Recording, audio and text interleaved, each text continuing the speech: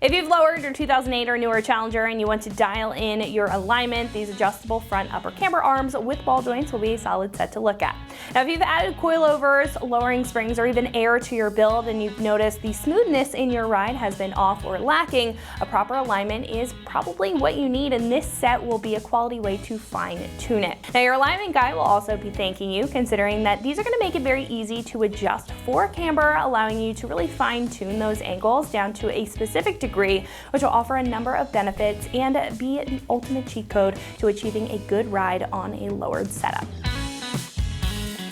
This set will allow for 3 degrees positive to 3 degrees negative of camber adjustment, which is pretty significant when it comes to alignment. So if you have a more extreme drop height, this will be able to dial that back in. Now, that's also going to improve driving characteristics back to a similar OE feel, making it very comfortable with your lowered suspension, offering more even tread wear for your tires, and also helping put less stress on other components to reduce any excessive wear caused by those unadjusted angles.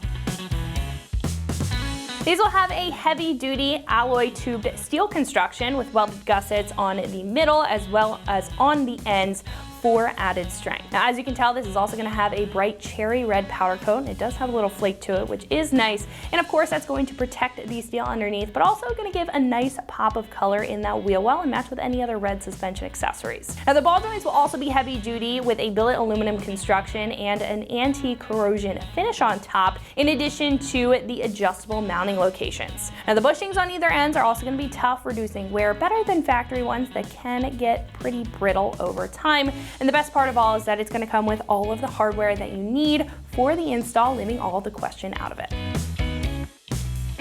These will come in at about $350, being pretty average when it comes to the price, but in my opinion, this set offers a lot out of that price point. Not only are you getting a tough and reinforced A-arm that's going to be great as far as a replacement is concerned for your factory one when you've upgraded your suspension already with that lowered setup, but this will offer you that adjustment and additional degrees, positive and negative, over some other options. That's going to give you some flexibility with your setup, which will again be great for any setup, no matter how low your suspension is. Now, install is going to be a 2 out of 3 wrenches on the difficulty meter, taking you about 2 hours to get the job done with the right tools and right setup. At this point, we can head over to our shop and show you a detailed breakdown on how to get these onto your Challenger. So that's going to wrap it up for me. Let's go ahead and get into the install.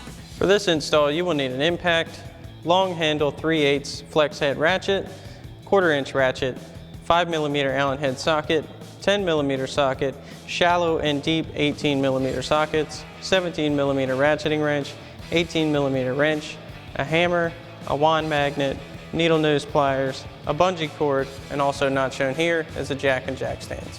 What's up, guys? Today we're going to be doing some control arms on our Challenger, so let's get started. So now we've got the car up in the air, we've got the wheel off, now it's time to go ahead and get ready to start taking our control arm off. Now, we won't need to disassemble any of this because this is pretty easy to get to without any disassembly of our lower suspension. So we're going to grab a bungee cord here, and we're just going to wrap that around our knuckle. Just kind of hook this in, and this is just going to prevent our knuckle from taking too much of a fall or anything like that. We don't want to put excess tension on anything down in here, so that's just going to help support that. So then what we're going to do is take our 18mm socket and impact and go ahead and run this nut off of our ball joint. So now we'll go ahead and loosen this up. Now we're not going to take it fully off just yet. We're going to leave that a couple threads on. Then we're going to grab ourselves a hammer, give a few taps on our seating point here for our ball joint.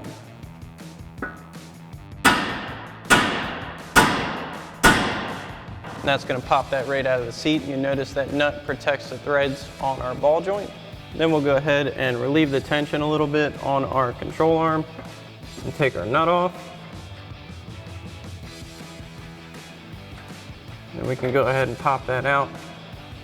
Then we'll just go ahead and let our knuckle rest like this. You can go ahead and reposition your bungee cord if you need to onto your coil spring on your strut. So now we've come into our engine bay here to our strut tower, and we're going to go ahead and loosen up our 2 mounting nuts for our control arm.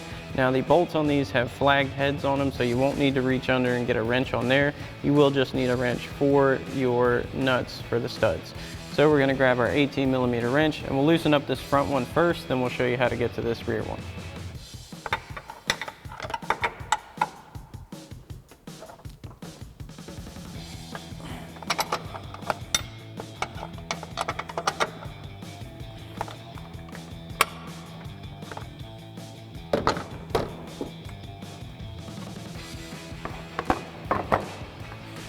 And once we have that nut off, we can go ahead, reach under here, push that one out. Now that we have this one out, we'll go ahead and show you how to get to the rear one. So your other mounting stud nut is located on the back side of your strut tower here. As you can see, it's got a few things in the way. So what we're gonna do first is remove these two ground straps here. So we're gonna go ahead and grab our 10mm socket on our ratchet and pop these off. Again, this is kind of hard to see, but this is located right here behind this little mounting point. I'm just gonna remove the nut holding these on. Loosen this nut up for these ground straps. Go ahead and pop those off. And what we're gonna do is go ahead and reinstall that nut right on that stud just so we don't lose track of it. And this is just gonna be easier to get these out of the way, just to make sure we don't damage them and also give us a little bit more room. So we'll go ahead and tuck these up out of the way for now. You may have to move them around a bit more. So once you get those off, you need to come back here behind a few of these hoses. And these we're just gonna kind of push out of the way. And there may be a covering for this rear nut here that we're gonna need to go ahead and remove.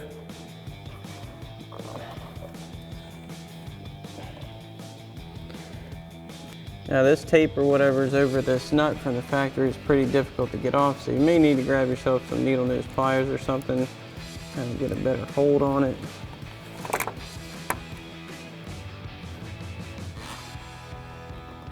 Go ahead, start peeling that off.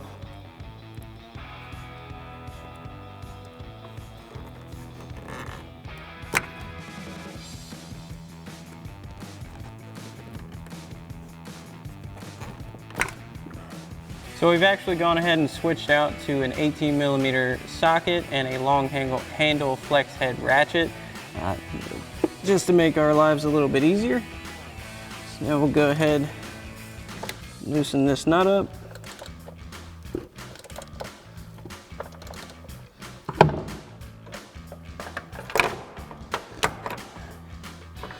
Now that we have that all the way loosened up, we can go ahead and pull that rear mounting bolt out. We can go ahead and remove our control arm.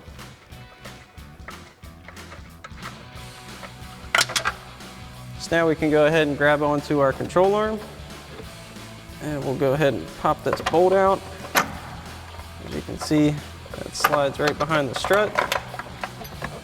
And go ahead and remove our control arm.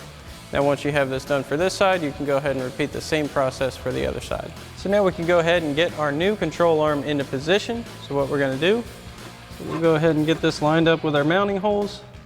Then we're gonna grab our factory flag bolts. And we will need to come behind our strut for this. Go ahead and get this in. And make sure your flag hooks to the edge of your mounting surface there like that. Then we'll go ahead and do the same thing for the backside mounting bolt.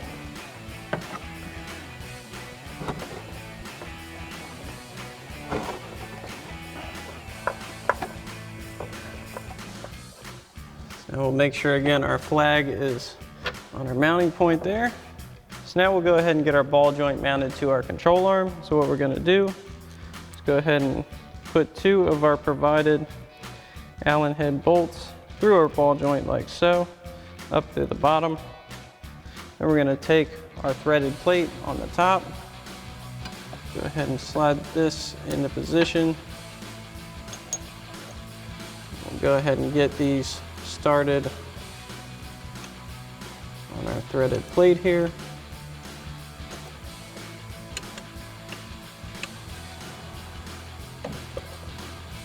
Now we'll go ahead and run these down a little bit with our 5mm Allen head socket on our impact. And we're not fully tightening them just yet.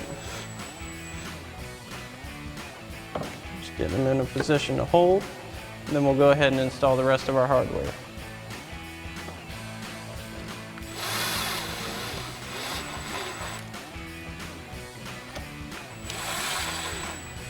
Now once we have our last one installed, we'll begin tightening them down.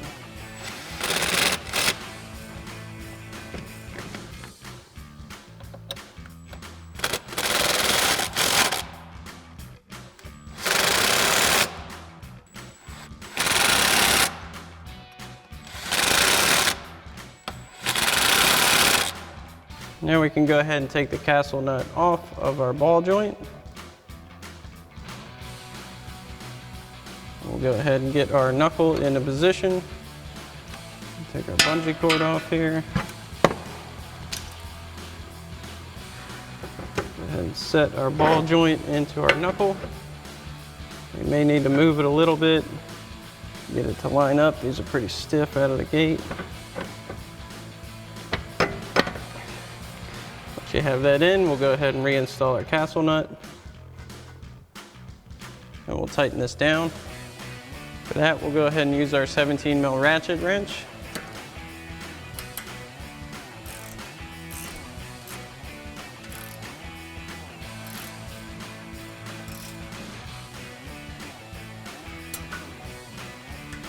Once we have that tight,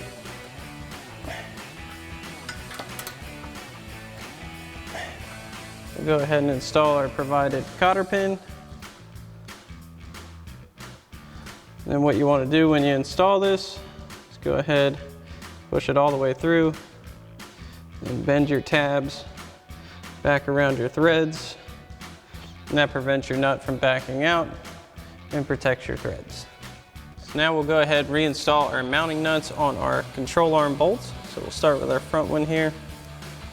Go ahead and get that one started. We'll go ahead, tighten that back down. Again with our 18mm wrench.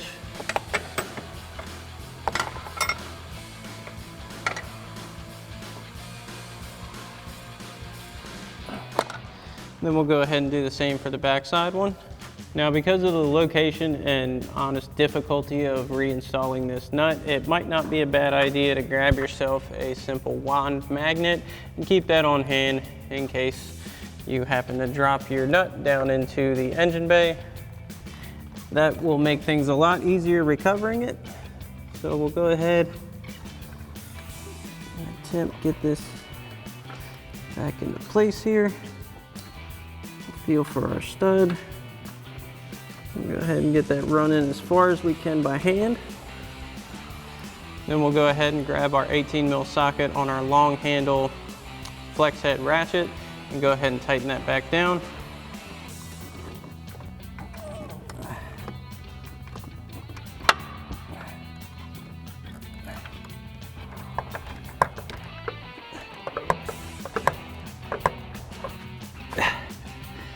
Now, once you get that tightened back up,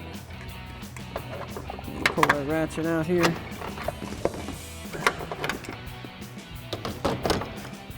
You can go ahead and remove that nut from that ground stud that we took off earlier. Go ahead and set our ground straps back onto it. Go ahead and install that nut.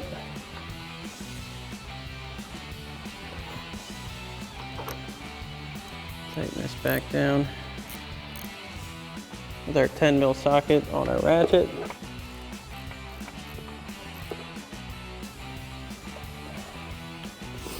Now once you have this done for this side, you can go ahead and repeat these same steps for the other side.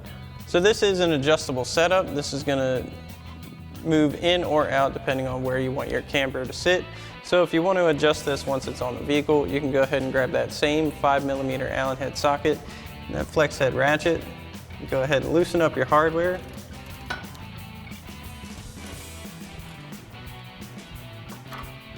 You will need to loosen up all of your bolts, just enough to get some movement.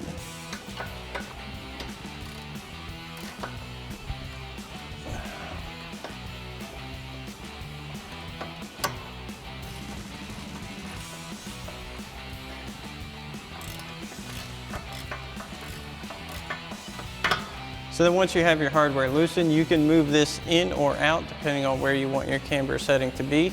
Then once you have it in place where you want it, you can go ahead and re-tighten down your hardware with that same 5mm Allen head socket and your ratchet. So that's gonna wrap it up for my review and the install of these adjustable front upper camber arms with ball joints fitting all 2008 and newer Dodge Challengers. And remember, for all things Challenger, keep it right here at AmericanMuscle.com.